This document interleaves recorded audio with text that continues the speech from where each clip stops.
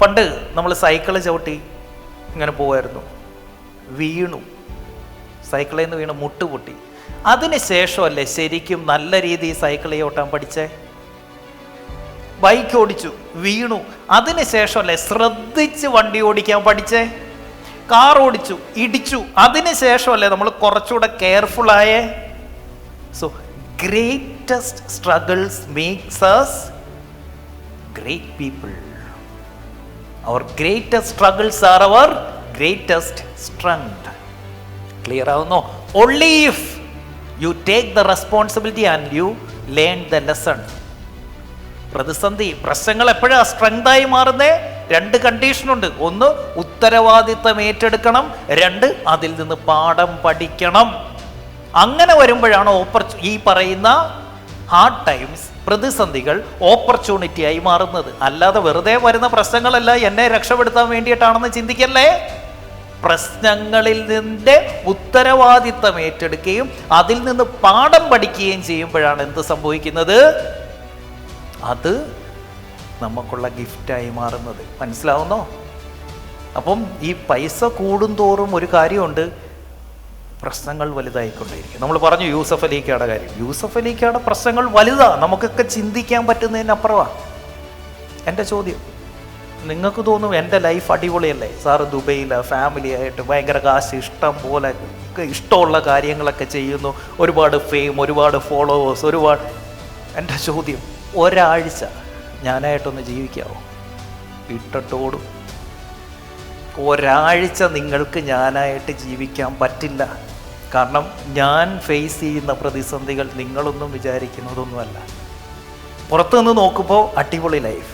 അപ്പം ഈ കാശ് കൂടുന്തോറും, സക്സസ് കൂടുന്തോറും, വിജയിച്ച് മുന്നോട്ട് പോകും തോറും പ്രശ്നങ്ങളുടെ വലിപ്പവും കൂടും. മനസ്സിലാവുന്നുണ്ടോ? എന്തുകൊണ്ടാണ് ബിസിനസ്സുകാർക്ക് റിട്ടയർമെന്റ് ലൈഫ് ഇല്ലാത്ത? റിട്ടയർമെന്റ് ലൈഫ് ആർക്കാ? എംപ്ലോയീസ്, അവർക്കുള്ളതാണ്. ആർക്ക്? എംപ്ലോയീസിനുള്ളതാണ് എന്ത്? Retirement life. നമ്മളെന്താ റിട്ടയർ ചെയ്യാത്ത? എന്തിനാ ഇവർ റിട്ടയർ ചെയ്യുന്നത്? പ്രശ്നങ്ങളൊന്നും ഇല്ലാത്ത കുറച്ച് നാൾ ജീവിക്കണം. അങ്ങനെ ഒരു ജീവിതം നമുക്കില്ല. കാരണം പ്രശ്നങ്ങളില്ലെങ്കിൽ നമ്മളില്ല.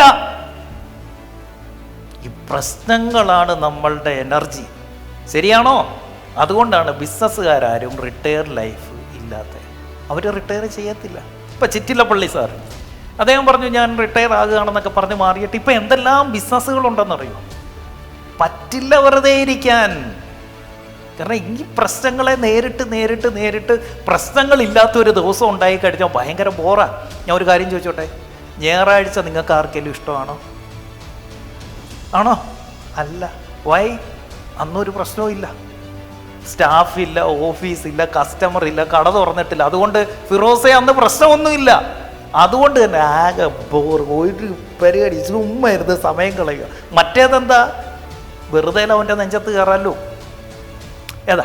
ഓഫീസിലേക്ക് പ്രശ്നമൊന്നും ഇല്ലെങ്കിൽ നമ്മൾ എന്ത് ചെയ്യും? പ്രശ്നം ഉണ്ടാക്കും. കാരണം പ്രശ്നങ്ങളില്ലാതെ നമുക്ക് പറ്റത്തില്ല. ഈ പ്രശ്നം പരിഹരിക്കുന്നിടത്താണ് നമുക്ക് ത്രില്ല്. അതുകൊണ്ട് തന്നെ നമുക്ക് റിട്ടയർ ചെയ്യാൻ പറ്റുമോ? അവരെന്താണോ റിട്ടയർ ലൈഫിൽ ആഗ്രഹിക്കുന്നത് അത് ഓൾറെഡി നമ്മൾ ജീവിക്കുക. ശരിയാണോ അജിത്തെ? ഓറഞ്ച് ശരിയാണോ? നമ്മൾ ഓൾറെഡി ആ ലൈഫ് എൻജോയ് ചെയ്യുകയാണ്. പിന്നെന്തിന് നമുക്ക് റിട്ടയർ ലൈഫ്? സോ പ്രശ്നങ്ങളില്ലെങ്കിൽ അതിൻ്റെ അർത്ഥം നിങ്ങൾ വളരുന്നില്ല എന്നാണ്. വളരുന്നില്ല എങ്കിൽ അതിൻ്റെ അർത്ഥം എന്ത് സാധനമാണ് വളരാത്ത? ജീവനുള്ള എല്ലാം വളരും. വളരുന്നില്ലെങ്കിൽ അതിനെ വിളിക്കുന്ന പേരെന്താ? ശവം. വളരുന്നില്ലെങ്കിൽ വി ആർ ഡെഡ്. മനസ്സിലാവുന്നു? അതുകൊണ്ട് പ്രശ്നങ്ങളെ പ്രണയിക്കണം, പ്രതിസന്ധികളെ പ്രണയിക്കണം. അതിനെ നല്ല വാക്കുകൾ കൊണ്ട് മാത്രമേ കാണാവൂ, പറയാവൂ. അങ്ങനെ നല്ല വാക്കുകൾ പറയുമ്പോൾ ആ പ്രതിസന്ധി നമുക്ക് നല്ല ഇമോഷൻസ് തരും. ആ നല്ല ഇമോഷൻസിൽ നിന്ന് നല്ല ആക്ഷൻസ് വരും. ആ നല്ല ആക്ഷൻസിൽ നിന്ന് നല്ല റിസൾട്ട് വരും. ക്ലിയർ ആണോ? So as you grow, problems get bigger.